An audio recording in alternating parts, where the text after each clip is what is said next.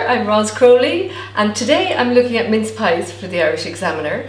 We bought some mince pies around Cork, looking at markets and supermarkets just to see what was available and to compare the quality and see what might be the best buy for you for Christmas.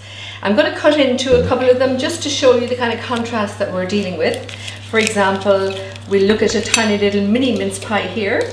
Let's have a little look at this, and we have a lot of pastry here with not so much fruit.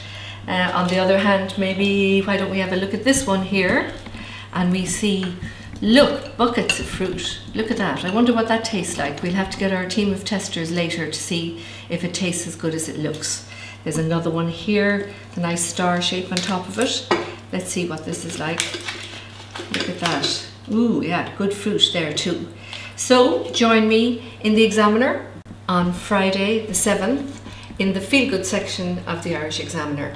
In a few minutes time I'm going to be showing you the kind of mince pies that I like to make for my own family. Very quick and easy ones for you to test. So now we're going to make puff pastry mince pies. I've got the ingredients here and there are so few of them I wondered if I'd forgotten any of them. We obviously have pastry. This is puff pastry that I bought in a local supermarket. Here we have mincemeat, the star of the show, but I like to add some apple. And I like to top it up just to add a little bit of creaminess and a sort of a saltiness, which I like as a mix with the sweetness of feta cheese. I'm going to sprinkle it with sugar, having brushed the pastry so it'll glue together with egg white. That's all there is to it. Now the first thing is just to roll out the pastry. You can actually buy it even ready rolled out, and I have no objection to that whatsoever. I just happened to buy this one today, and just roll it out fairly thinly because it has a lot of layers and it'll fluff up when it goes into the oven at a nice high temperature. Now I'm going to take a few cutter shapes. For example, this is a star shape. It stays kind of in a star shape.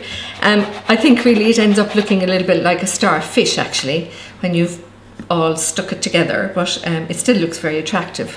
So I'll just do one of those. And the next one I'm going to do is, this is just the circular part of a little patty tin, and I'm using that because it's a nice big size, and when you're making a nice nicely filled mince pie, it's nice to have a nice wide one. So there you are. Just going to brush this with egg white so that the two pieces of pastry will glue together when the filling is in. We're going to take a little bit of mincemeat and place it on the pastry and on top of the apple. Just a little bit. You don't want too much because the juices will ooze out through the pastry if you're not careful, if you overstuff it. There we go.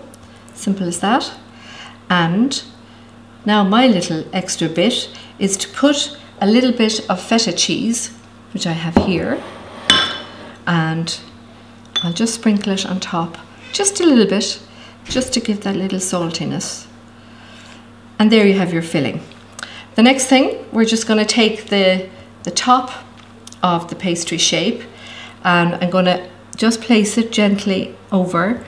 Just what you need to do is seal it in very, very tightly. You can't afford to have any gaps at all. So press quite hard.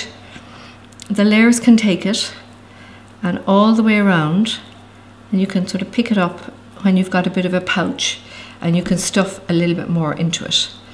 Look at that, it's all looking nice already. So we cut a little slit into the pastry, brush with egg white all over, and finish off with the sprinkling of caster sugar. That'll brown it up nicely. Now they go straight into the oven, a hot oven at 220 degrees. There we go.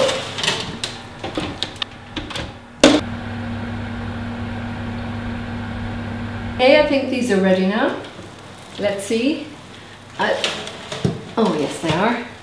Here we go. There we are. Some really nice puff pastry mince pies. I hope you're going to enjoy them, and stay in touch with us on Feelgood, and happy Christmas from me, Roz Crowley, and all the Feelgood team.